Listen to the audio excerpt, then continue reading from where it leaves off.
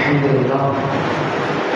لله رب العالمين والعاقبة للمتقين والصلاة والسلام على سيدنا محمد وآله وصحبه أجمعين.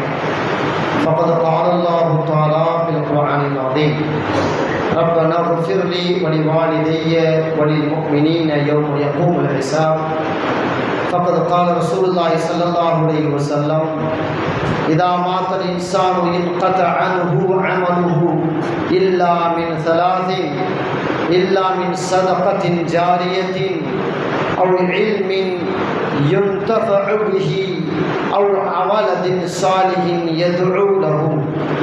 அளவற்ற அருளாளனும் நிகரற்ற அன்புடையனுமாகிய அல்லாஹ்வின் திருநாமம் கொண்டு ஆரம்பிக்கின்றேன். வான் வையம் புகழ் அனைத்தும் ஏக வல்லவனாகிய வல்லவன் அல்லாஹ் தஆலா ஒருவன் மீது மட்டுமே என்றென்று மதித்தாகட்டுமாக. நபிகள் பெருமானார் ஸல்லல்லாஹு அலைஹி வஸல்லம் அன்னார் மீதும் அன்னாரின் வழிவந்த நல்லவர்கள் அனைவர்கள் மீதும் குறிப்பாக நம் அனைவர்கள் மீதும் அல்லாஹ்வுடைய அன்பும் அருளும் என்றென்றும் குன்றாமல் குறையாமல் நிலவட்டுமாக.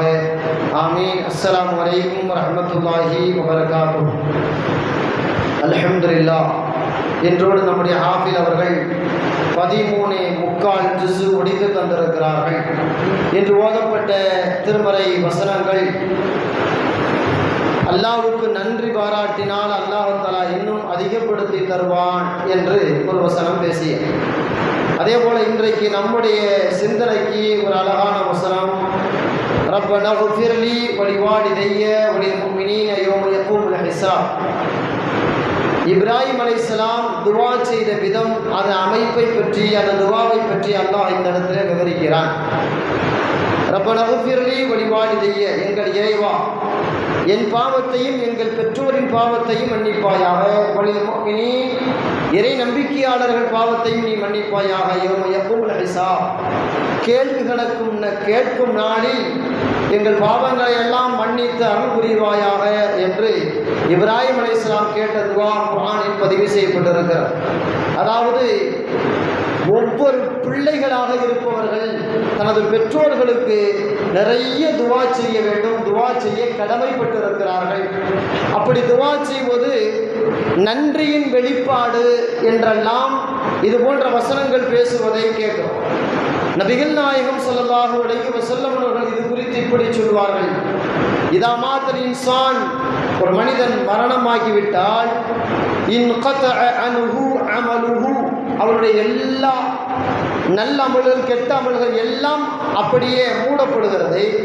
இல்லாமின் சலாத்தின், 3ஐ தவிர, இல்லாமின் சதக்கத்தின் ஜாரியா, அவன் வாழ்நாளில் வாழும் பொழுது பள்ளிவாச, மதரசா, எத்தீம்கானா அது இதில் கட்டி கொடுக்கிறது, அல்லது ஏதேனும் நல்லறங்களுக்கு இடம் வாங்கி கொடுக்கிறது, இந்த மாதிரி ஏதேனும் சதக்கத்துல் ஜாரியாவை அவன் விட்டு விட்டு போயிருந்தால் அதிலிருந்து அவனுக்கு நன்மை தொடரும், அது துண்டிக்கப்பட மாட்டார். அதே போல அவன் கற்றுக் கொடுத்த பயனளிக்கும் கல்வி, அவன் கற்றுக் கொடுத்த மாணவர்கள் இங்கே இருந்து அதை பற்றி பாடம் நடத்தி கொண்டிருக்க, இதன் நன்மையும் அவனுக்கு வந்து சேரும், அதுவும் துண்டிக்கப்பட மாட்டார். அடுத்து அவ்வலதின் சாலிஹின் யதுஉ லஹு, சாலிகான பிள்ளைகளை அவன் பெற்று பூமியில விட்டுவிட்டு சென்றான். அந்த பிள்ளைகள் செய்கின்ற துவா, அதனுடைய நன்மை இவனுக்கு கபரிலும் தொடரும், அது துண்டிக்கப்பட மாட்டாது. அப்படி ஒரு மனுஷர் 70 வயசுல மௌத்தா போயிட்டார். ஆனால் அதுக்கு பின்னாடி அவங்க பிள்ளைங்க ஒரு 40-50 வருஷம் வரைக்கும் வாழ போகிறாங்க.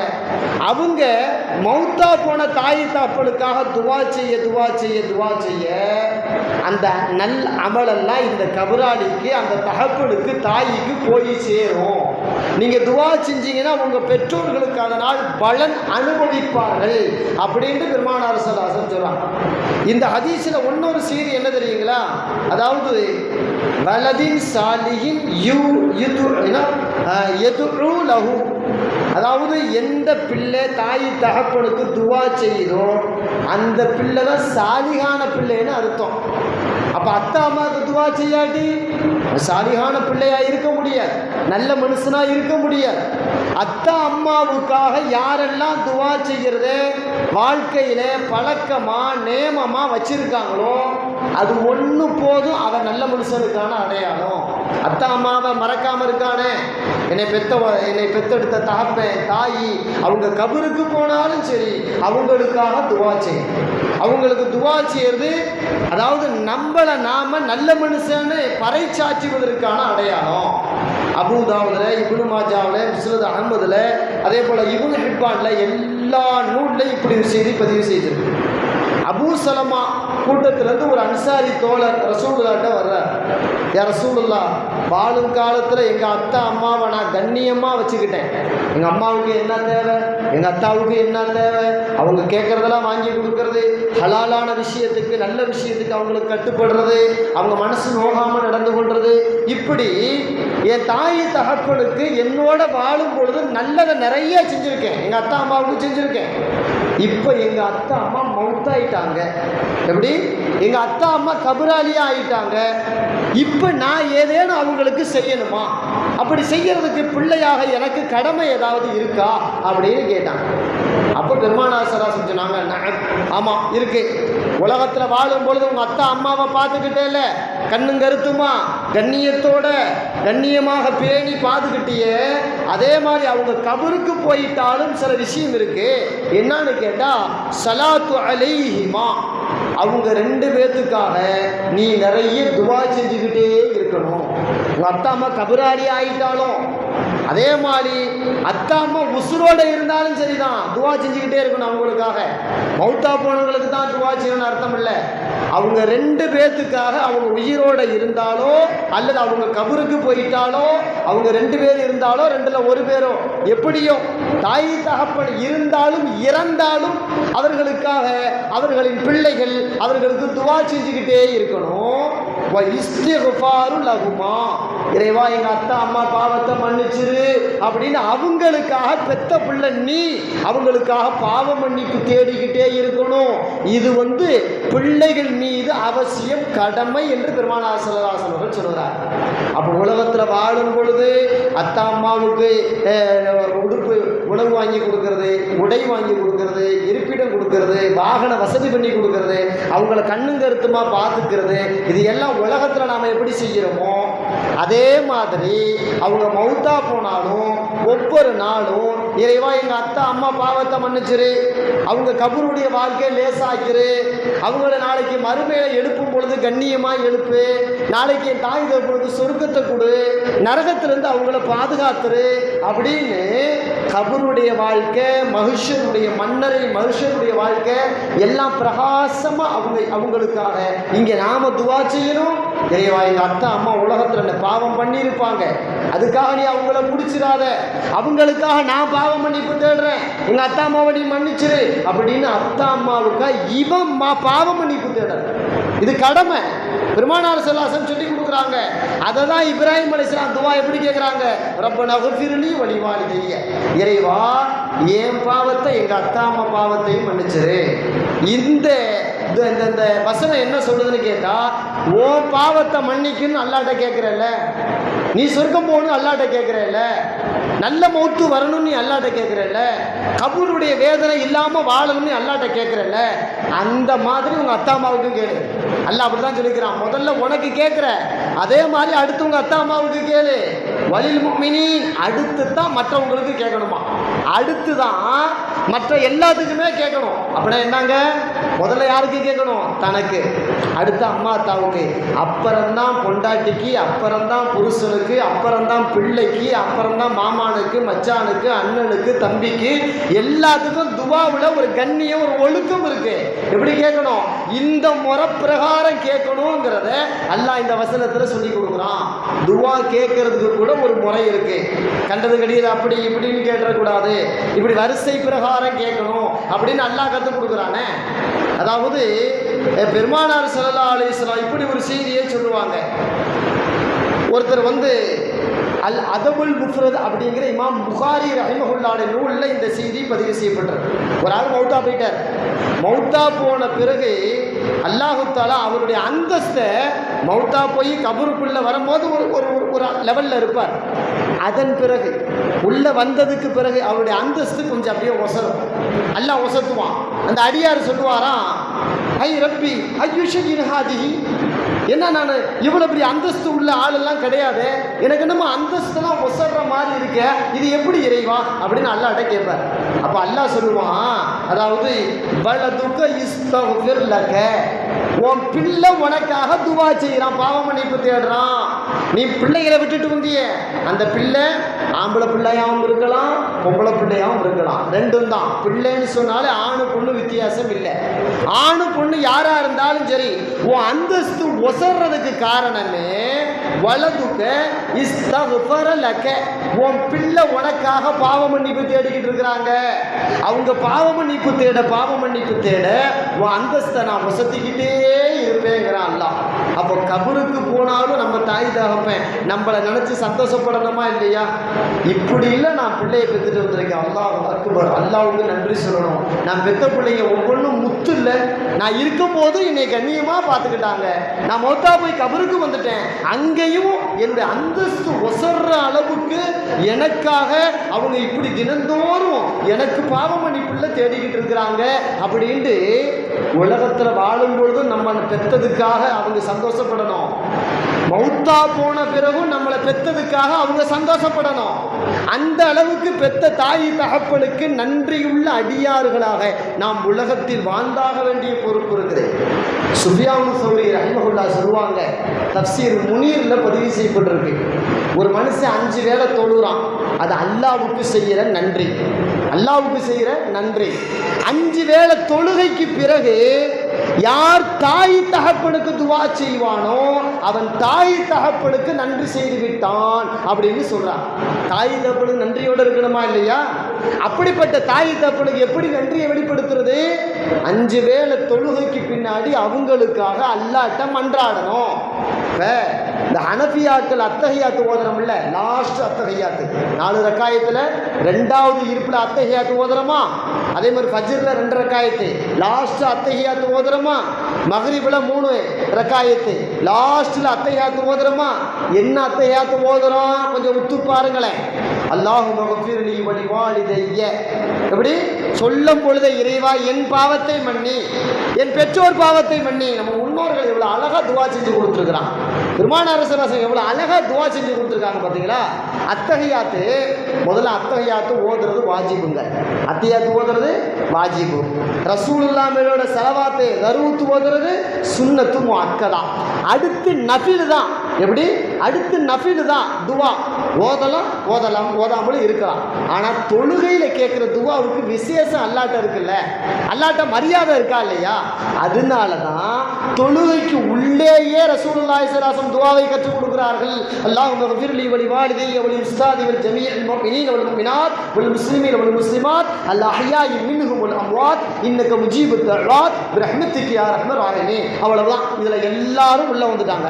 இந்த துவாக்குள்ள இறைவா என் பாவத்தை மன்னிச்சிரு, எங்க அத்தா அம்மா பாவத்தை மன்னிச்சிரு, என்னுடைய ஆசிரியர்கள் பாவத்தை மன்னிச்சிரு, உலகத்தில் இருக்கக்கூடிய மூமினான இறை நம்பிக்கையாளர்கள் பாவத்தை மன்னிச்சிரு, அதே போல முஸ்லிமானவர்கள் பாவத்தை மன்னிச்சிரு. எல்லாம் உள்ள வந்துட்டாங்களா இல்லையா? இந்த லாஸ்ட் துவாவே என்னங்க? மன்னிப்பு மன்னிப்பு மன்னிப்பு தான், வேற எதுவுமே வேணாம்.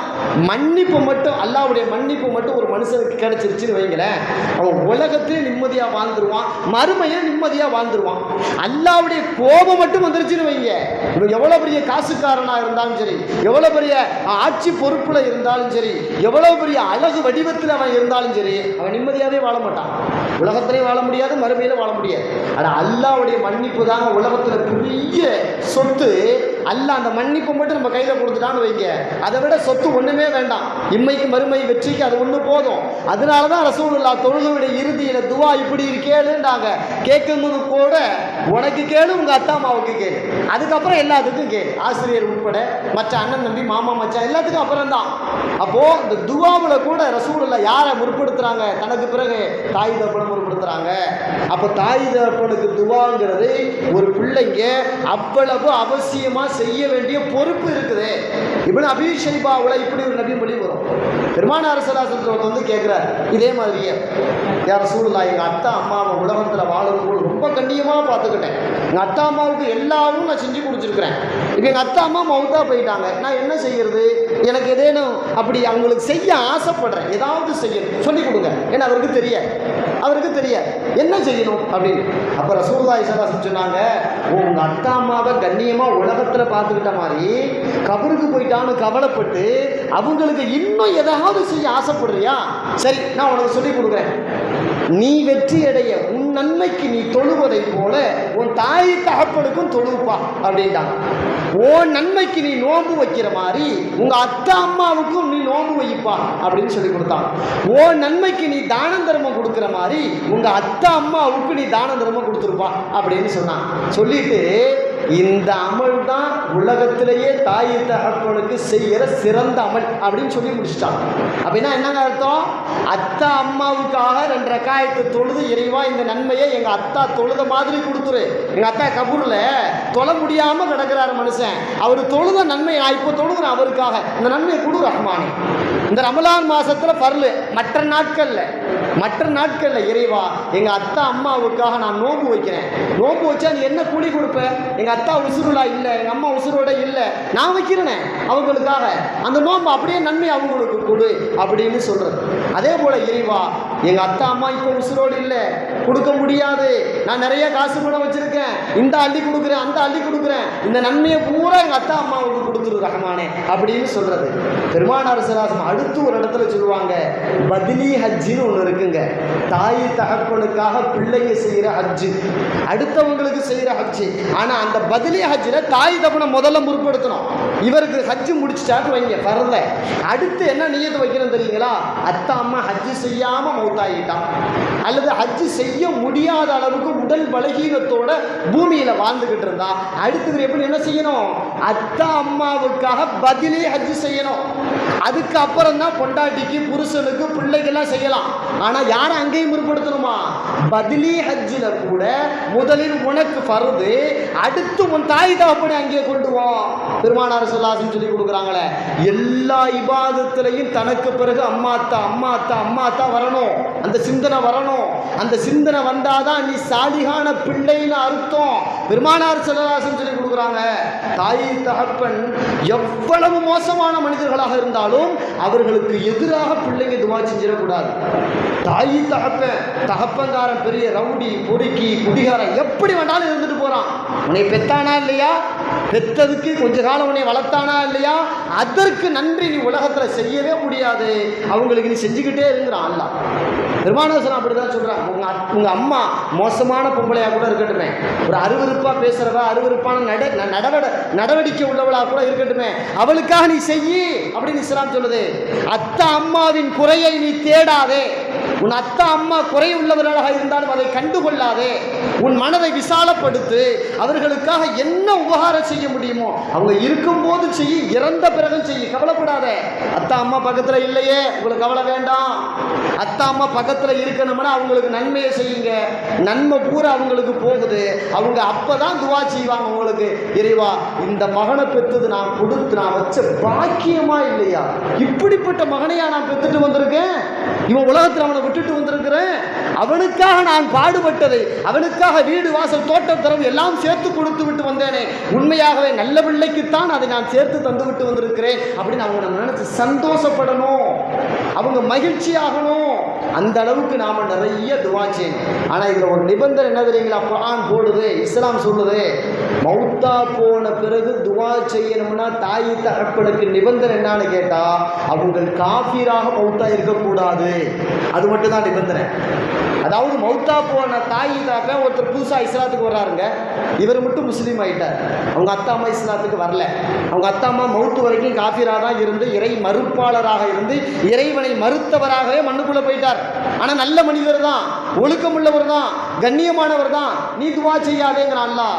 துவா செய்யாத, இறைவனை ஒப்புக்கொள்ளலையா துவா செய்தாத, அவன் நல்ல மனுஷனா இருந்தாலும் பரவாயில்ல விட்டுரு, பேசக்கூடாது, துவாவே செய்யக்கூடாது, நீ துவா செஞ்சா தப்பு செய்கிறேங்கிறான் அல்லாஹ், துவா செஞ்சா தப்பு செய்கிறேங்கிறான் அல்லாஹ்.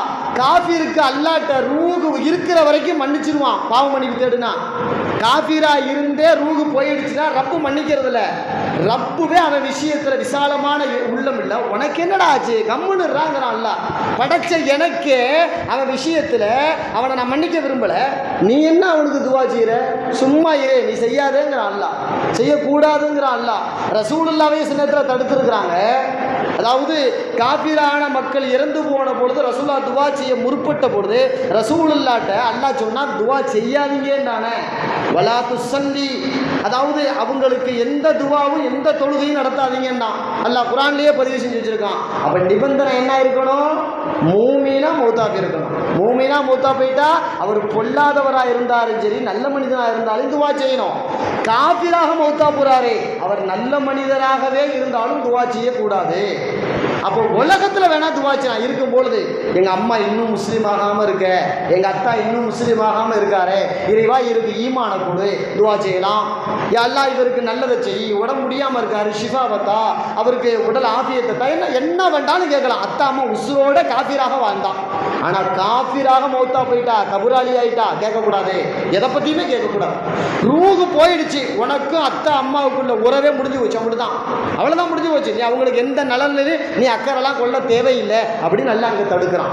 அதை நம்ம தெரிஞ்சு வச்சிருக்கணும். ஒட்டு மொத்தத்துக்காக எங்க அத்தா தானே எங்க அம்மா தானே காஃபிரா தான் துவா செய்யலாமான்னு கேட்டா குர்ஆனே செய்யாதேன்னு தடுக்குது, கூடாதுன்னு தடுக்குது.